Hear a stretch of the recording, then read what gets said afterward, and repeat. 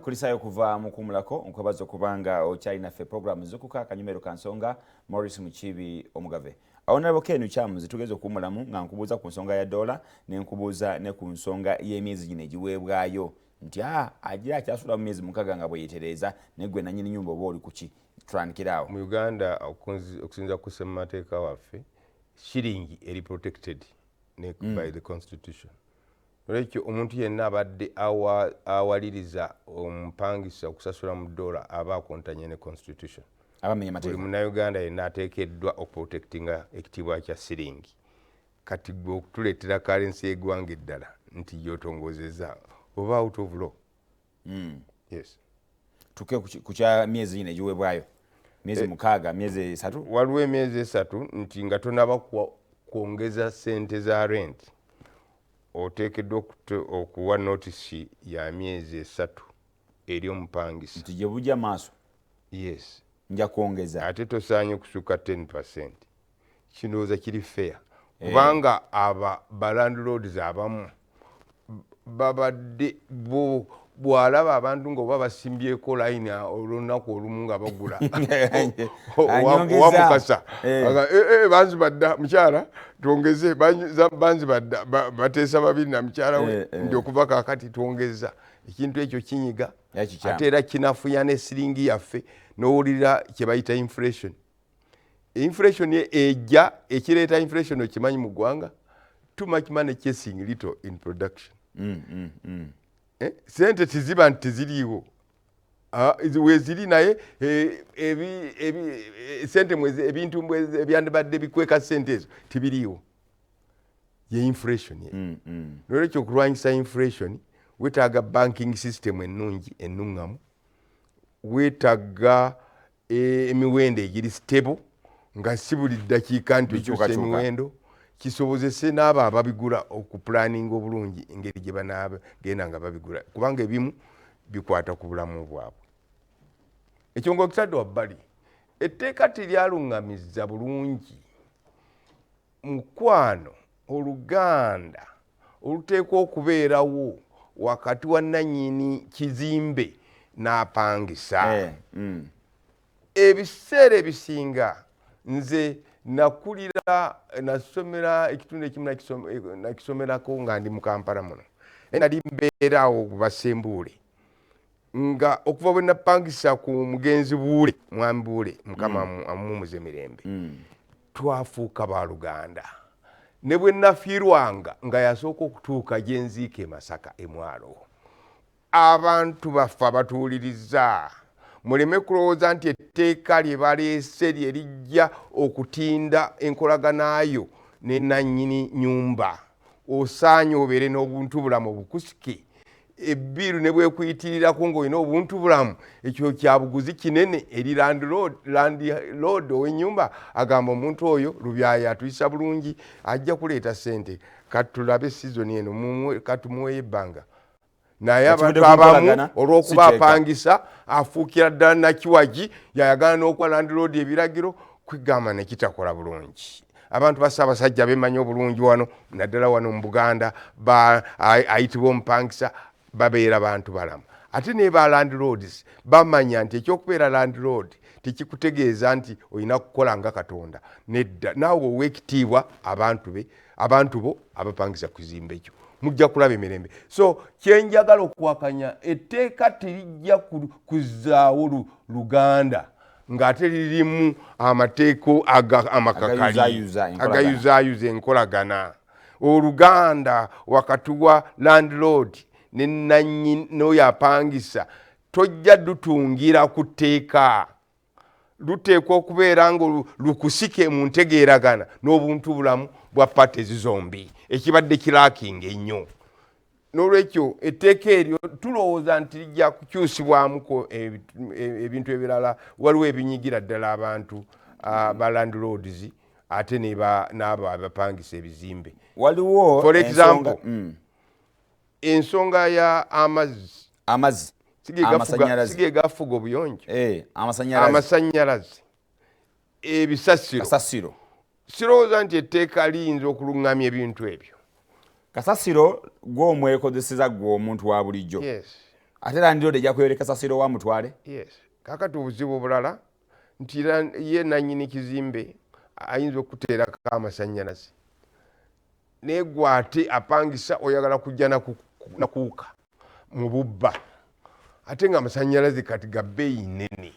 kyova olaba nti etteeka lino tuleme lyesibako nnyo nti terijja okussaawo okutegeeragana gwe wennyini omupangisa osaanye obeere considerate otegeere nti oba bampadde amasannyalaze nina okugakozesa mu kipimo oba kanfumbengako kakyayi kokka naye ne paasi n'ozijjayo ate ng'omulandlord asasula. Naye tekinologi ewaali okusobola okumanya nti Honorable John Kennedy Chams akoseza unit bwe ziti olunaku. Kati mulimu obuzibu obuli nti abalandlord abamu tebaagala mupangisa ono kubala units ze bo baagala gwe atalina paasi ng'engoye zo zibeera ku dry cleaner osasula ensimbi ze ezimu n'afumbirako emmere n'afumbirako chai n'agololerako so nga tiwalibadde ogamba nti ono yakozesezza munnange unit 2 katuwe sente za unit 2. Yes, kakati kyova olaba nti no Mukiibi nagambye teeka siri erinaatebenkeza embeera eri mu bantu kubanga abapangisa ba mirundi mingi waliwo ab'amaduuka waliwo aba offices waliwo abasula mu bizimbe si ba mirundi ng'esatu obeena kale engeri gy'oregulating amasannyalaze tosobola gibeesinga ku tteeka olina gibeesinga ku buntu bulamu n'enkolagana ennungi wakati wo n'abantu. So gwe nga tumaliriza tteeka lino tugende ku nsonga endala otunuulidde nnyo obuntu bulamu mu bantu otunuulidde nnyo empisa ez'okukolagana obulungi wakati w'omupangisa ne landlord era kye kimu ky'odde okomyawo n'eno ku nsonga z'ettaka okukolaganira awamu obutagamba nti nze ndi wa kibanja ekiba kibe oba nze ndi wa ttaka ekikola ki ekiba kibe y'ensonga gy'oyagala mu tteeka lyo okuba nti evaayo ebeere y'amaanyi nga tuvudde awo tugende butereevu experience yo gy'olina mu parliament tulabye komiti zino nyingi nga zikola emirimu gyazo naye okuluma kulinga okutaliiwo bakoma kukwogera wewabo bayise bangi nga balina wano twala bakosase babuuza abantu ebibuuzo bingi tuzze wano jo abaddeyo bannaffe aba judiciary waliwo ensimbi ezabulaawo mifuda ziwerako abakulu bano badde bayitibwa naye bikoma kubabuuza ebibuuzo nekikomaawo action era bise bisinga bagamba zero taken. Ekisookera ddala siri mu parliament naye waliyo emyaka egyali mitono nalebo naye naliyo nnyo era nenkola ebintu bingi naye siri musanyufu weewaawo bakwano bange abasiyalinga parliament bakwano bange naye siri musanyufu ngeri parliament gyetambuzibwamu. Ekisookera ddala mu ddiiro Mukiibi parliament okubeera lively and meaningful eteekwa ogendera ku rules of procedure of parliament. Tebazigenderako. For example, nakasoma amawulire nendaba ebiwandiiko bibiri ekyasoose kyagamba nti no Kosase akakiiko ka Kosase nekagamba chairman speaker n'agamba chairman toteekeddwa kuddayo kwogera ku bintu bya Bank of Uganda ebibesonyiwe ekyo kikyamu kubanga mata yonna ne webanga bakatuntu bagiyisiza mata esobola okubeera recalled singa baawo okwemulugunya ko balina bonga bali mu kakiiko. You can recall a matter obeera mu procedure so oli bwakugaana aba out of procedure ba mistake endala nejjira ku UTL nti olwokuba government erina about 30% shares n'oli mulala investor alina 60 something percent. Speaker n'agamba nti ebyali byambireke ebya UTL ebyo byawedde tebina bwe biggwa kubanga committee esobola okusikinga okurikolinga mata olw'obwetaavu buba buliwo okuseeteeza issue eba controversy. Ebiseera ebisinga speaker yabeera on top of the parliament mu buli nsonga yonna yabeera on top nina yalina amateeka gamufuga era mu ngeri yemu nga bwe batakkiriza muntu kuva mu judiciary najja natataganya emirimu gya kati nze mpadde information ate ng'eri fundamental ate eri mu mateeka singa tugambe Bank of Uganda nga bakyagibulizaako ba Honorable Katuntu n'abalala singa baba kizuuka mu research nti waliwo sente ezisukka obuwumbi 600 Bank of Uganda bwetadekeralinga nti yabuspeninga wano ekyo kinecessitating okulicolinga matter on the Bank of Uganda no matter yes oba gwe ogamba babikola kuba tebabikolako yes. bano balina obuyinza obuddamu ne bakiita exactly. Okay. Tugende ku nsonga eno ey'obutaluma. What is the problem? Okay, ogambye one rules of procedure zigoberero. Rules of procedure zigoberero. Naye mu parliament wao siriyo naye nfuna feelers from time to time. Ebintu ebisinga obungi kakati bitambulira ku patronage. Eyaba member ba parliament oba ey'abakulu mu government. Abakulu bonna kuleta ekiteeso kitole bamala kubaako gwe balaba kwegamba ekintu kisse parliament sijja kigenda nti nze bwe nzija mu Kiibi akiikira Mawogola South nenzija mu parliament ne bagamba nti bannange ekituluma kye kino era mbali yattaka bwetiri Jerry Fulume wabawo abakulu abali influential mu parliament abasobola esanze ettaka lyange okufuluma singa baba baganye terina weyinza kuliija nze bwe mbeera minister owa agriculture nga African Development Bank yasuubiza okuwa Naro $200 okudaabulula emirimu gya Naro oyo akulira Naro alina okumala okwogera n'abantu mu makulu bakiyita meaningfully talking meaningfully kakati ekyo akwata mu nsawo kisse parliament bw'aba takute mu nsawo nawe tegenda kufuna bijja kulaginga around nga teri abyogera paka nga big wings ate nga abali sibayinza kusumula sente nga parliament naba kuyisa ekitegeeza parliament waliwo ebijoogerwako nti abantu bali enguzi nti enguzi efumbekeddemu nawe okyokakasaawo ekirungi nti nno kyenjogerako ne speaker recently yakyogerako ndowooza mu Kiibi wamuwulira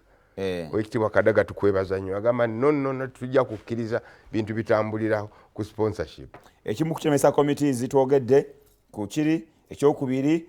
abantu abo abeeyita ba superior nti bo bato bawadde ekintu kidogo ekiteeso kyo tekiyitamu kireesa embeera eno okubanga kisuffocatinze emirimu gyonna emirungi egyandibadde ekyolebwa parliament kikwatagana ate omutindo guno ogw'ababaka omutindo sigwandibadde mubi naye issue yonna ebeera discussed mu parliament first of all parliamentarian okubeera omuteeso omulungi tajja kuba nti buli kimu akimanyi akyogerako tosobola kuba n'amagezi ku buli nsonga n'olwekyo speaker simanyi lwaki takozesa wisdom ye n'alaba nti kino ekintu kikwata ku ssente abasooka okukwatibwako abawe priority abahistory nemugira mulindako abakugu bawabule ku kintu kintu kya environment nti lukyamuzi wali awo bamwebale nnyo kwegamba lukyamuzi Mukiibi bw'abanga azze ku information bw'oba omuwadde dakika 3 oba 2 ate oyo omukugu mweri amuwa dakika 5 awolete facts ne science akwata ku nsonga eyo exactly kati kikolebwa kitya tukyazeeyo eri speaker nti aleme ku generalizinga trend nti buli mubaka alina kwogerera dakika 3 aba atta ekinyusi kya science asobola okuvaayo eri omubaka science owobumanyi abeeramu ababaka abamanyi kandete ekyokulabirako mu biseera by'omugenzi wa Pakabulo ng'akyali speaker weyabeererako speaker nga ne omugenzi Professor Nsibambi ali mu parliament nzijukira bulungi nnyo nti waliwo ekiseera speaker weyampeeranga eddakiika ezisukka 4 abanga basirise bali bati cabinet ne complaininga nega lwaki lukyamuzi ono yes era bali nga bali ku kakyayi kaabwe ne omugenzi wa Pakabulo yabagambanga nti yes olumu mpalirizi bw'omuwa bw'atereera afuuka small professor bw'atereera ne mmanya nti ateredde asobola okuluŋŋamya enteesa mu professionally njagala speaker ababiri bakwano bange batandike okutunuulira issue yonna ezze mu ddiiro ku leeve eyo bw'obanga okitaddemu ekitiibwa n'abawuliriza mu parliament beeyongera okunyumirwa abandi badde bamala gajja ne bagamba nti nze kaninde najja nga ekintu kye ninako obuvunanyizibwa oba obumanyi kizibu. Olina obuzibu parliament erina abantu abasuka mu 450 babaka aba bagituulamu aba balina okujogereramu ng'eddakiika ebbiri bw'oziwa buli mubaka oba oli awo ofuna ku baka abaweerawo mu ssaawa 3 ennya ze mba nazo nga muli ku fula ya parliament. Sipiika bw'akozesa kriteria eyo ebeera nkyamu yandibadde akozesa ensonga gye twogerako olukyamuzi omukugu mu kino bwe tumuwa eddakiika 30 ayinza ogireeta n'exhausting ensonga ze netutumuka oba oli awo ne mu kibi tajja kuwanika mukono ajja kuba ategedde. Ekirala bamemba parliament ndoza abamu batuwuliriza balina okumanya emitendero gy'okuteesa. Tebabasomesa nga bagenda okukola impact mu parliamentary practice tekitegeeza nti olina kuteesa buli kiseera kuteesa. No, osobola okwemalira ennyo ku procedure omuli ebintu bino mulimu kye bayita point of information. Abantu abazze ne boogera obulimba n'obawa information entuufu ne mubeeramu kye bayita point of procedure okulaba nti mugoberera entambula entuufu ne mubeeramu point of order n'okutereeza omuntu azeesa ekintu ng'oba oli awo tekigwanidde kukyedanga bwakireese. Batuwuliza njagala obbazako emabega mu mwaka gwa 1999 ng'omugenzi Ayume ye speaker wa parliament NRM yakemebwa neyagala okuyisa referendum y'okusaanyaawo ebibiina by'obufuzi nga tewali kukoramu ng'abantu tebawera. Yali John Ken Lukyamuzi eyaleeta ekiteeso nti twali kiri out of order ogenda mu maaso n'okuteesa nga tewali kukoramu. Wadde mu mukyagala mu kiteeseeko kiyinza okuba kibayamba nnyo naye era enteesa eyo yali ennyimpi naye ng'eri scientifically meaningful. Ye yasobozesa Dr. Kawanga Ssemwogerere ogenda mu kooti okukyalennyinga referendum eyali eyisiddwa ebweru w'amateeka ng'asinziira ku kikyo tinewawadde mu parliament Lukyamuzi yabagambye omuwendo teguwera era kimwayongedde maaso n'okuteesa. Saidi ya Ssemwogerere n'omugenzi bali ku ddembe baali baagala ngende mpe obujulizi ne mbagamba nti tikyetaagisa. Answered weri ne mbagamba tikyetaagisa kubanga bagenda ekinyusi kya kooti egenda okuwulira omusango guno kijja kwesigama ku kiteeso kya Lukyamuzi. Kakati bwe mundeeta ne munziza kwolwo nenkankanira ku kaguli nga soonoonye debate kyokka nga answered gyeri musobola okugiyayo bujja ne mugamba nti record zigamba Lukyamuzi yatugambye gwe naabuliranga mu kibi. Kakati otugambye nti abaka parliament osobola okubeera ow'amaanyi singa tolinda kwogera bwogezi n'ensonga zino point of information bw'obanga ekyogeddwako kirimu obulimba obususse n'oleeta facts n'oziwaayo kitegeeza olina okunoonyereza olina okusoma ebitabo olina okubeera omumanyi minisita n'omukendula minisita wabanga byalese yakibogwe gwe n'oleeta ensonga enkulu. Ensonga ey'okubiri olina okulaba nti procedure egobererwa singa bagenda maaso nga procedure tebagigoberedde nakyo n'okiteekawo. Kandeeta ekyokulabirako naliwo nnyo nga ndaba ku lutimbe nga age limit debate egenda mu maaso. Singa owekitiibwa Kadaga yakozesa rules of procedure of parliament waali teweetaagisa kubeerawo nsasagge. Ababaka ab'opposition ogezaako kkaayana nga bawakanya engeri ebintu gye byali bikyeyalingiddwamu tibaweebwa na chance kwogera. Leader opposition wekitiibwa Kiza nga naye yennyini bamwerabidde baagala kuyisa kintu watali debate. Kitegeeza nti speaker Kolo yakola ensobi. Yava mu crisis. Parliament yamuva mu ngalo. Bansonyiwa okwogera bwentyo okwagala okusuffocatinga trends of debate okusanyusa government kyali kikyamu nnyo kubanga debate yali esobola going on exhaustively nga speaker alaze obuyinza bwe ku control under the rules of procedure. Tugende ku nsonga endala nga tumaliriza. Courts nyingi zize ne ziwaayo okugereranyiriza ku mukadde waffe Kanyamba yali 2 bwe bagamba nti waliwo okubbira mu kulonda ebitatambula bulungi mu kulonda okwa 2 naye nga kooti yasalawo negamba nti abamu tetujja kuddamu wewawo yali agamba baddemu nobagamba nti wabeewo n'ebikyuka mu nsonga z'ebyokulonda ne tugenda mu 26 era newabaawo bye basaba okuba nti bikyuka ne mugenda mu 2011 ne 2016 ku musango gwa Mbabazi ne bibaayo direnga esusse paka sawa ya leero gwenga gwe mutunulize w'ensonga omubaka wa parliament atera omumanyi w'amateeka kakati Supreme Court mu instances esatu zomenye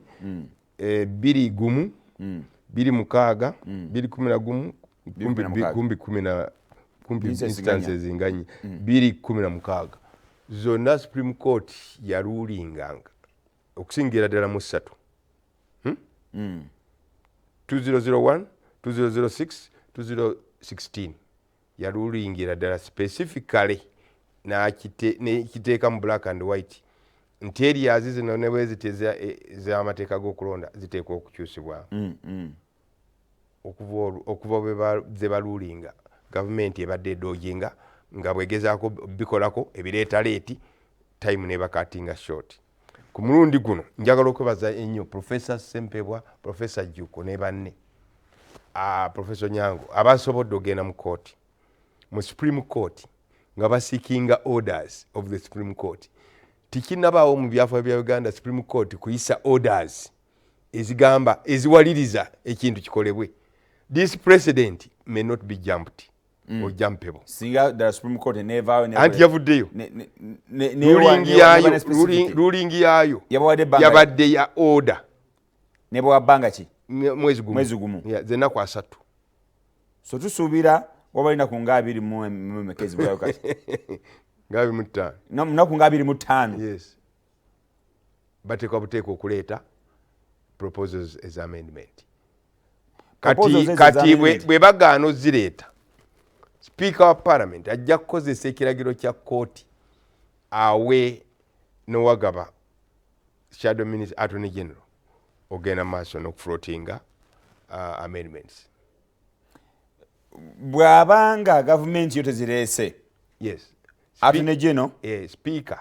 Attorney General yes ne Minister wa Justice and Constitutional Affairs yes tagenze maaso nakweta nongoserezo ku nsonga za byakulonda yes wadde bulijjo bamugamba azireete yes ku luno tebaba wajje chance baina jiwa ali mu shadow onabonwagaba yajjuzireeta obutereevu obulungi bwazo n'obubi bwazo oba okuyitawo kwazo chance eriwa